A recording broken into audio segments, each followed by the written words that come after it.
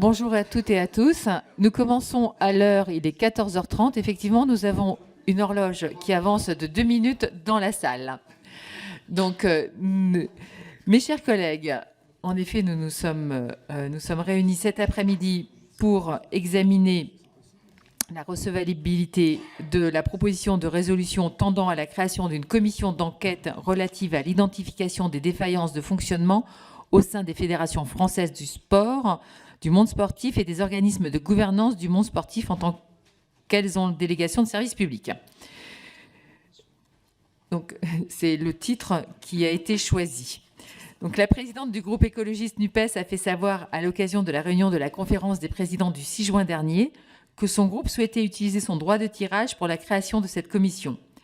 En application du 2D alinéa de l'article 140, il appartient à notre commission, à laquelle la proposition de résolution a été renvoyée, de vérifier sa recevabilité sans se prononcer sur son opportunité, ni pouvoir amender son dispositif.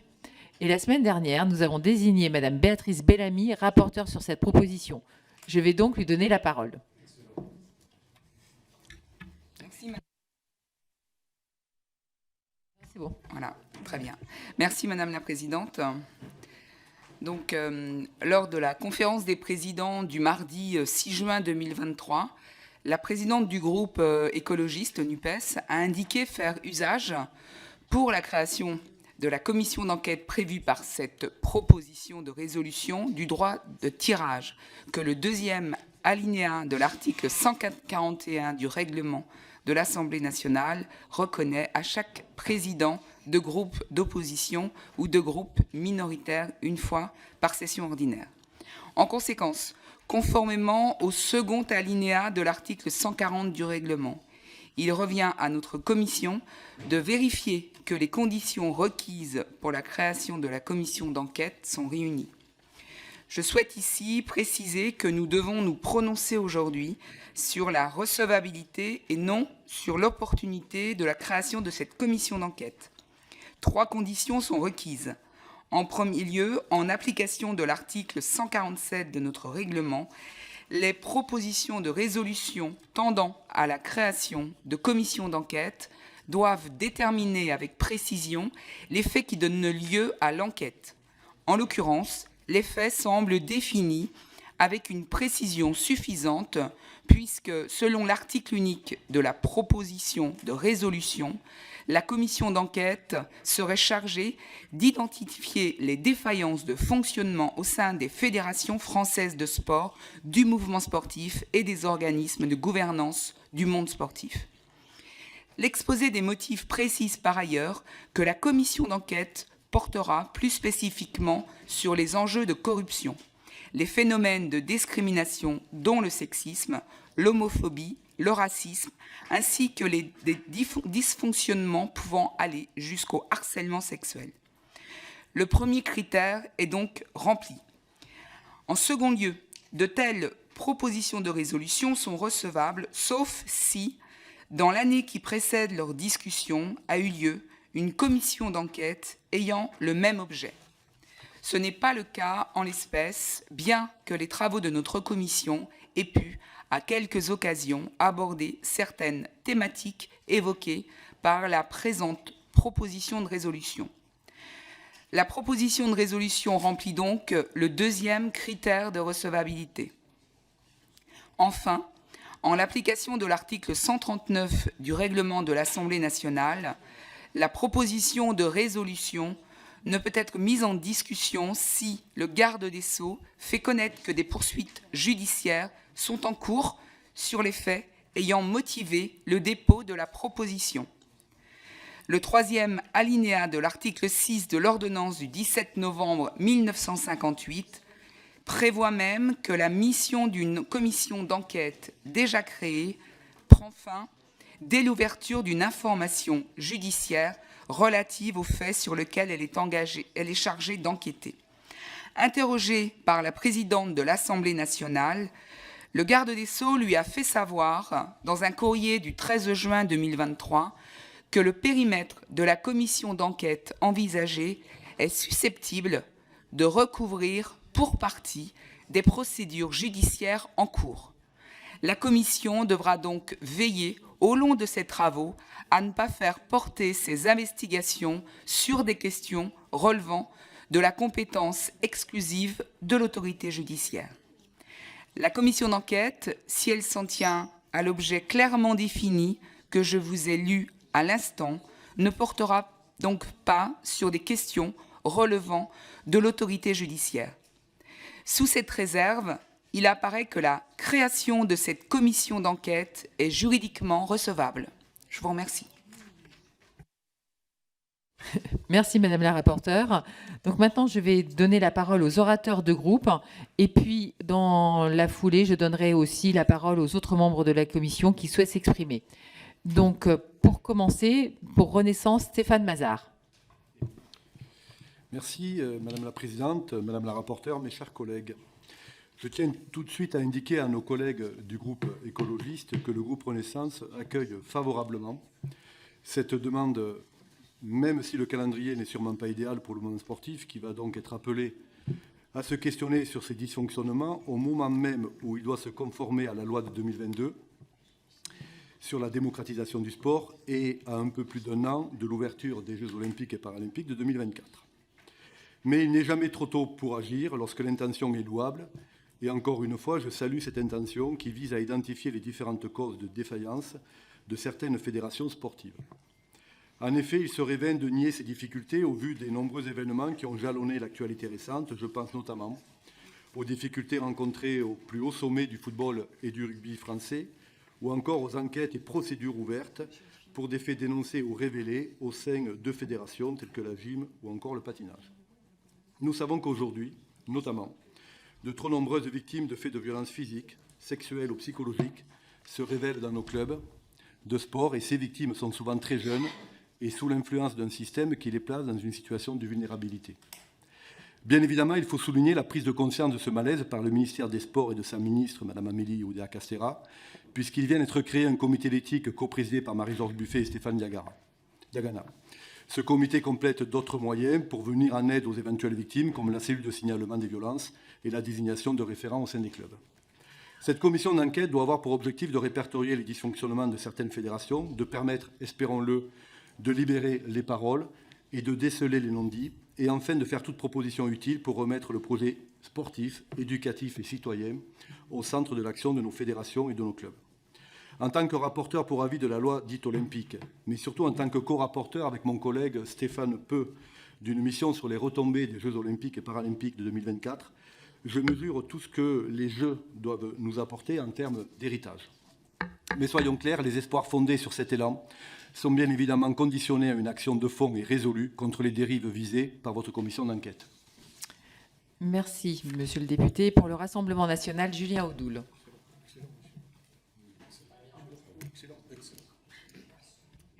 C'est bon. Merci Madame la Présidente, Madame la rapporteure, chers collègues.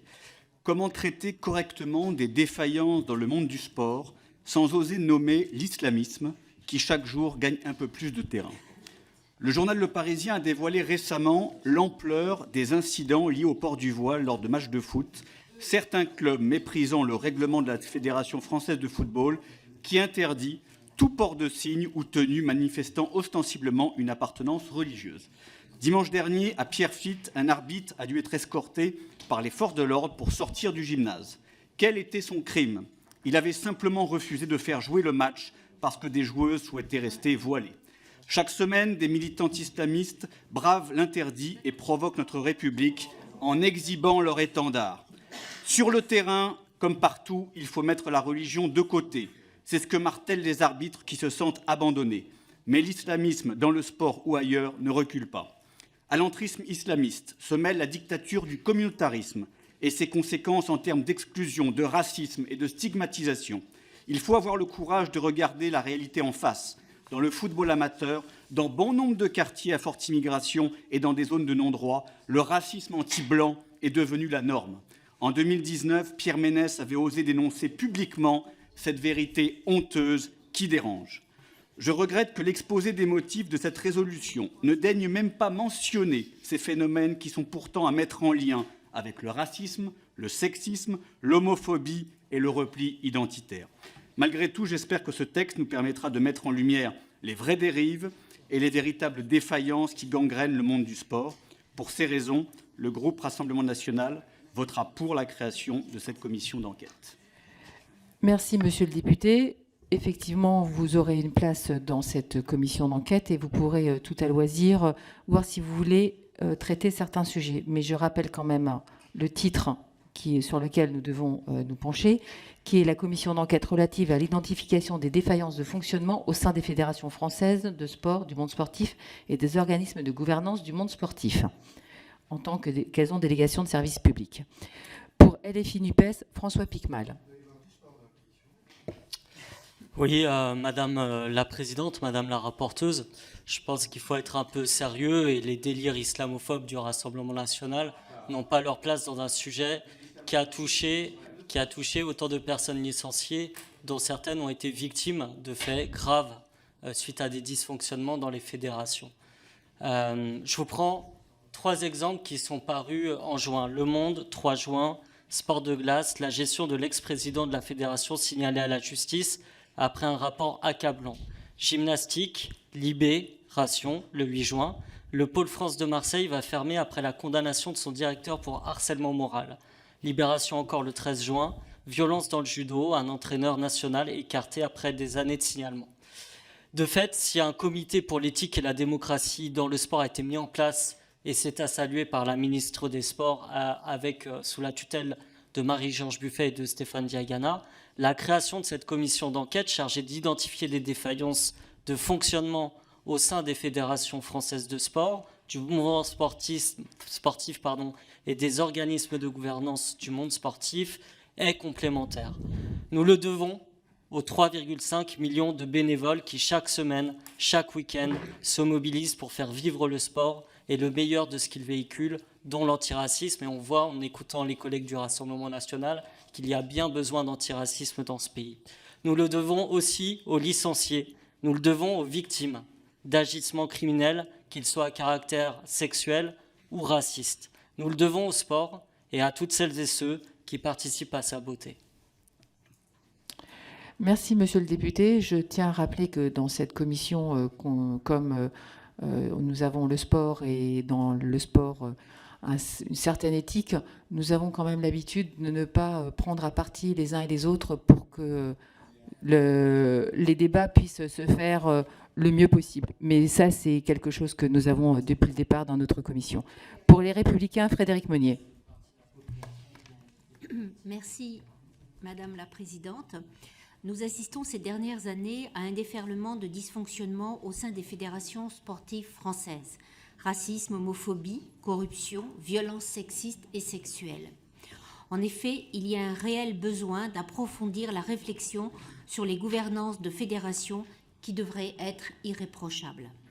Ainsi, il est question ici de la création d'une commission d'enquête qui serait composée de 30 membres chargés d'identifier les défaillances de fonctionnement dans le monde du sport en France. Je rappelle que la ministre des Sports a installé fin mars 2023 un comité national pour renforcer l'éthique et la vie démocratique dans le sport qui sera chargé de faire d'ici la fin de l'automne 2023 des propositions concrètes et opérationnelles autour de 3 axes. Une gouvernance du sport plus éthique, une meilleure vitalité démocratique au sein de ces instances et une protection renforcée des pratiquants notamment contre toutes les formes de violence et de discrimination. Selon vous, ce comité ne serait pas suffisant ?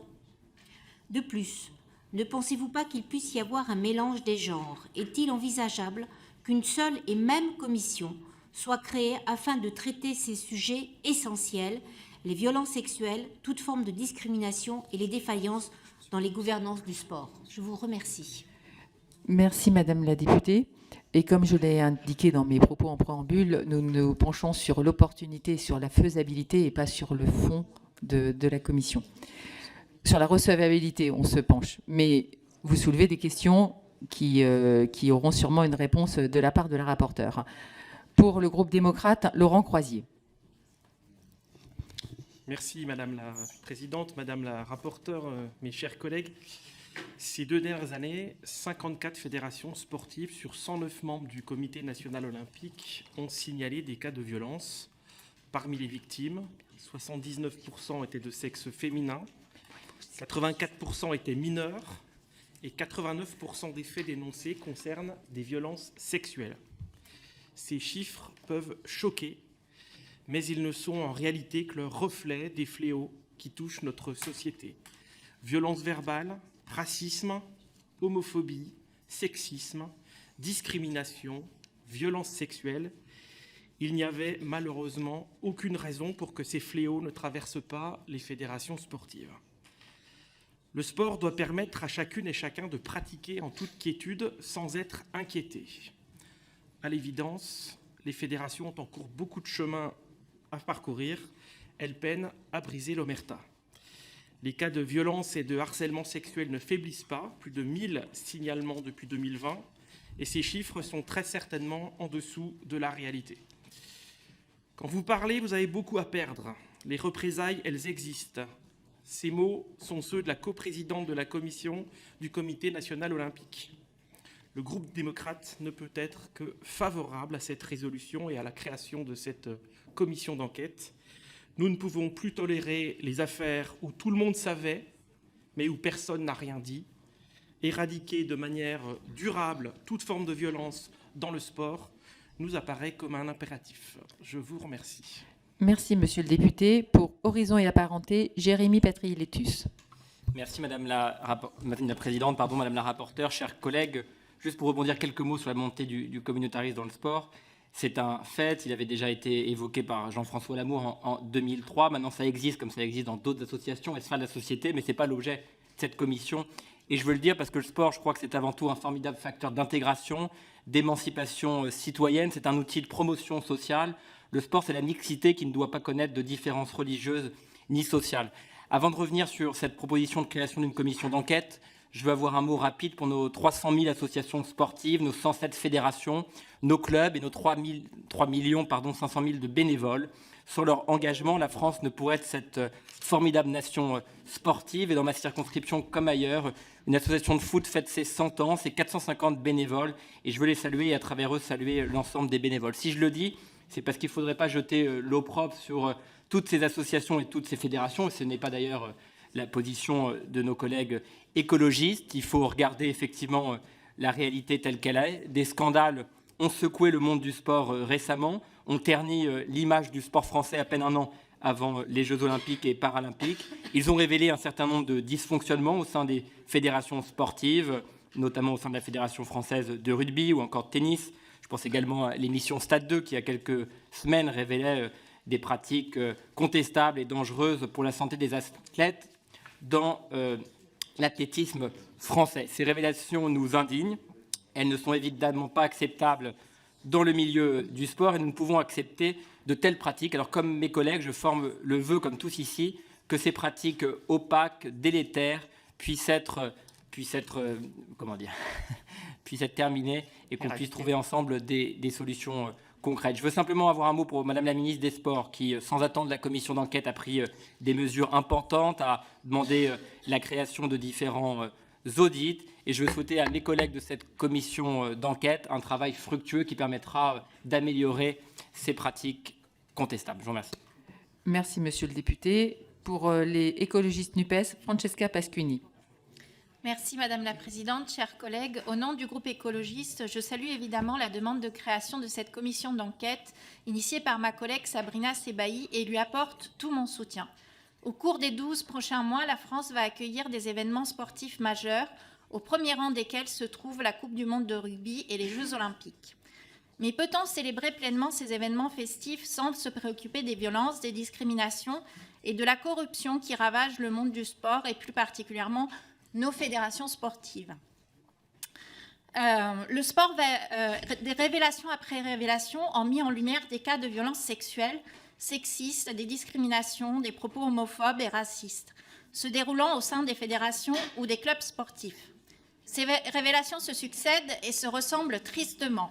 Malgré cela, les accusés restent bien souvent à leur poste en toute impunité, laissant sous-entendre que les actes ou propos subis par les victimes ne justifient pas qu'ils soient démis de leurs fonctions.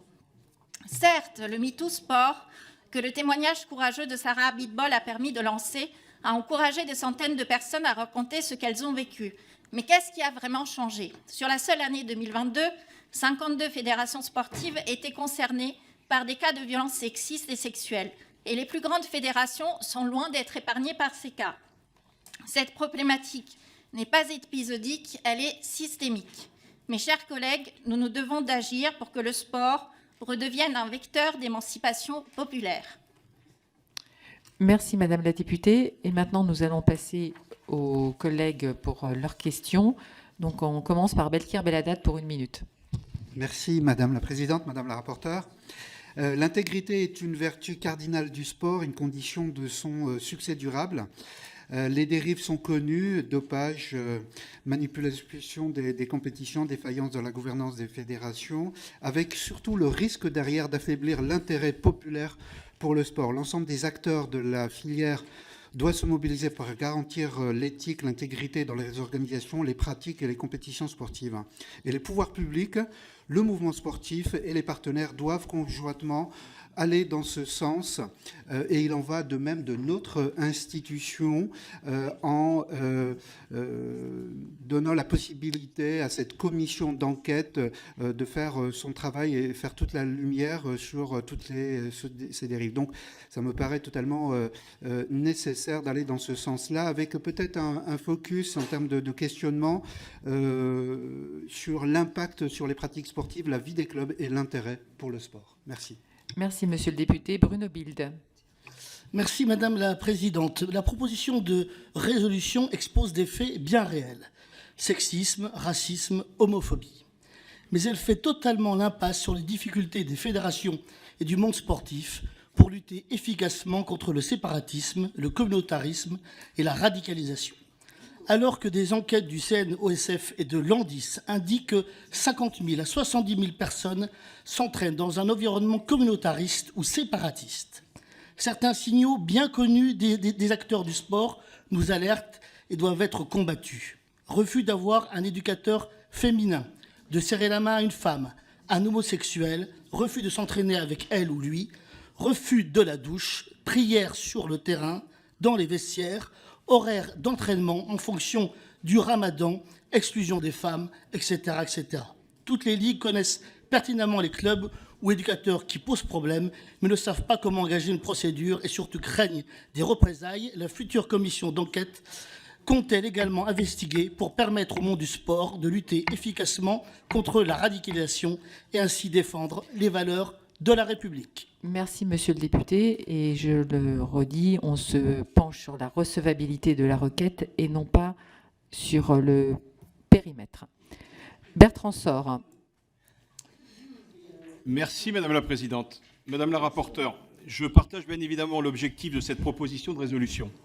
Le sport doit pouvoir être pratiqué en toute quiétude, sans être inquiété de son poids, de son sexe ou de son orientation sexuelle. Suite aux différentes affaires dans certaines fédérations sportives, il faut en effet s'intéresser à ce milieu parfois trop opaque où sévissent des comportements inacceptables. Tout le monde a pu être choqué par les différentes affaires auxquelles vous faites référence. Certaines attitudes sont intolérables. Beaucoup d'exemples situés dans l'exposé sommaire portent sur des histoires de mœurs avec des dirigeants condamnés pour harcèlement sexuel, pour sexisme, pour détention d'images pédopornographiques, entre autres. Malheureusement, des affaires financières, de corruption, de trafic d'influence, d'abus et de recel de biens sociaux ont aussi récemment été révélés. Aussi, je souhaiterais savoir si le champ de cette commission d'enquête englobera bien toutes les défaillances en lien avec les fédérations sportives. Merci, Monsieur le député. Je pense que la rapporteure vous fera la même réponse que j'ai déjà pu apporter au préalable à certains de vos collègues. Ségolène Amiot. Merci Madame la Présidente. Je tiens tout d'abord à remercier le groupe écologiste de porter la question des défaillances de fonctionnement au sein des fédérations françaises de sport, du monde sportif et des organismes de gouvernance du monde sportif dans une commission d'enquête parlementaire. Les derniers scandales en date sont effarants. Corruption, harcèlement moral et sexuel, sexisme, LGBT-phobie, racisme, actes de violence sexuelle et j'en passe. Ce climat délétère infiltre les fédérations depuis les instances dirigeantes jusqu'aux sportifs et aux sportives et même jusqu'au public. Si je vous dérange, vous me le dites, chers collègues. Le foot, par exemple, si les stades sont un miroir de la société, alors le racisme et les LGBT-phobies s'y font une part belle avec l'assentiment des instances dirigeantes. Elles sont responsables de cette situation car elles ont organisé l'impunité à la fois sur le racisme et sur l'homophobie en s'opposant à toute poursuite judiciaire et en ne mettant pas en place les outils d'andragogie contre les discriminations. En minimisant le problème et en affirmant que c'est la responsabilité des petits groupes de supporters, les instances se dérobent et envoient un message désastreux aux licenciés, aux sportifs et sportifs professionnels et surtout au public. Nous devons faire la lumière sur ces mécanismes et y mettre un terme. Je vous remercie. Merci Madame la députée. Claudia Rouault. Oui, rapidement, en préambule, vous avez souligné qu'il fallait absolument qu'il n'y ait pas d'affaires judiciaires en cours pour pouvoir... Est-ce qu'on a les moyens de connaître aujourd'hui tous les recours, enfin, en tout cas toutes les plaintes dans chaque fédération, parce que ça peut en exclure quelques-unes. Il y en a qui ont fait l'objet de communiqués de presse et tout, et sans doute qu'il y en a d'autres. Donc c'était juste ma question, mais je vais devoir vous quitter, je dois être à 15h là-bas. Merci. Oui. Merci Madame la députée. Vous aurez la réponse, vous la regarderez en différé. Emmanuel Antoine.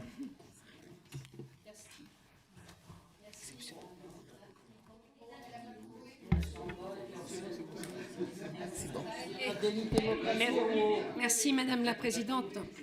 En 2020, un rapport de l'IGES révélait que plus d'une vingtaine d'entraîneurs seraient impliqués dans des affaires de violences sexuelles dans le milieu du patinage. Ensuite, du témoignage de la patineuse Sarah Abitbol, une cellule dédiée à la remontée et au traitement des signalements a été créée au sein du ministère des Sports. Et depuis, des centaines de dossiers ont été instruits impliquant des dizaines de fédérations sportives. Toutes ces révélations sur les violences sexuelles dans le sport sont de nature à ébranler la nécessaire confiance des parents souhaitant inscrire leur enfant dans un club sportif. Les chiffres ont été donnés tout à l'heure. Je vais les redire tellement ils sont importants. 8 victimes sur 10 sont de sexe féminin et 82% d'entre elles sont mineures. Les filles sont donc particulièrement exposées à ce type de violence. Il s'agit d'un obstacle supplémentaire au détriment du développement de la pratique sportive féminine. Il serait particulièrement intéressant que cette commission d'enquête s'intéresse à cette dimension du sujet. Les défaillances graves du milieu sportif en matière de violences sexuelles ayant des conséquences tout aussi graves. Merci Madame la députée. Fabien Di Filippo. Merci Madame la Présidente. Vous avez dit que nous parlions aujourd'hui de la recevabilité de cette commission d'enquête et la question doit être posée. Les faits tels qu'ils sont exposés sont graves, discrimination, corruption, abus sexuels, harcèlement, mais ils relèvent de la justice. Et j'ai cru comprendre que la rapporteure nous disait que rien de ce qui est en cours pour des affaires qui sont en cours devant les tribunaux ne pourrait être abordé devant la commission. Cela va poser un problème. Le titre, l'intitulé est « Défaillance de fonctionnement ». C'est quand même assez poreux par rapport aux faits qui sont évoqués. Et si le sport français va mal, je veux dire en tant que nation sportive, eh bien, c'est au-delà de ça. Ce n'est pas économique, ce n'est pas une question de Jeux olympiques ou de médailles. Il faut que nous regardions loin. C'est la question de la base de notre pyramide sportive, les pratiques, la démographie. Et le principal dysfonctionnement de nos fédérations est là. C'est le sport à deux vitesses qui se met en place, avec d'un côté un élitisme de plus en plus concentré, avec une vision court-termiste de l'Agence nationale du sport et des fédérations dans lesquelles on procède à des naturalisations pour combler les trous, et la base amateur qui se désagrège avec des problématiques sur l'encadrement, sur les bénévoles, sur les structures de pratique dans la ruralité. Et c'est cela le principal dysfonctionnement auquel cette commission devrait s'attacher. Merci, monsieur le député.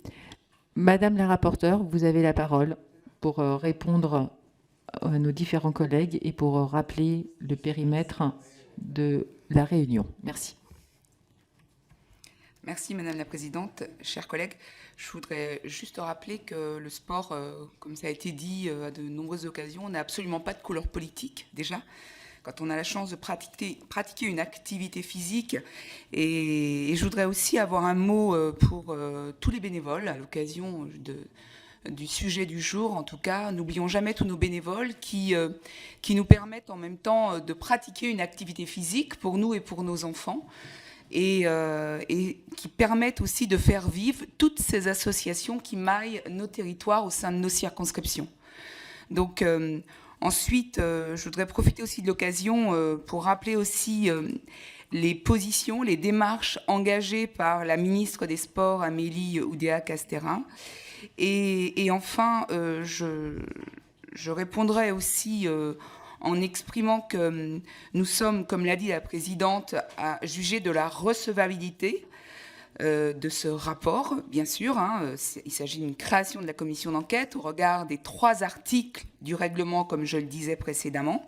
L'article 137, c'est la commission portant sur des faits précis.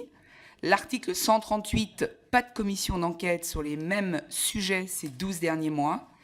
Et l'article 139, qui a été largement exprimé dans vos questions, et répondu, bien sûr, la position est transmise par le garde des Sceaux auprès de la présidente de l'Assemblée nationale, pas d'empiètement sur une procédure judiciaire. Donc, je pense que nous sommes là juste pour nous exprimer sur un sujet qui nous passionne, et je comprends aussi que les discours puissent s'enflammer. Pour autant, nous sommes là pour la recevabilité et non pour travailler, bien sûr, sur cette commission d'enquête et pour déjà aborder les différents sujets qui vous animent, je l'entends, et qu'on aura bien sûr l'occasion, je l'espère, de travailler ensemble et de suffisamment échanger pour que chacun puisse s'exprimer. Merci, Madame la rapporteure. Donc maintenant, nous allons devoir procéder au vote sur la question de la recevabilité de la proposition de résolution. Donc après ce que nous a dit Madame la rapporteure, qui estime qu'elle est recevable? Qui estime qu'elle ne l'est pas? La Commission se prononce donc positivement, voire à l'unanimité, sur la recevabilité de la proposition de résolution. Je vous remercie pour cela. Donc, et maintenant, nous nous retrouverons la semaine prochaine pour un programme chargé qui commencera mardi après-midi par une démonstration pour ceux qui souhaitent des innovations numériques d'Arte. Puis, nous examinerons à partir de mardi soir le projet de loi relatif à la restitution des biens culturels ayant fait l'objet de spoliation dans le contexte des persécutions antisémites perpétrées entre 1933 et 1945. La ministre de la Culture sera entendue mardi soir. Nous ferons la discussion générale et l'examen des amendements s'ils ne sont pas trop nombreux.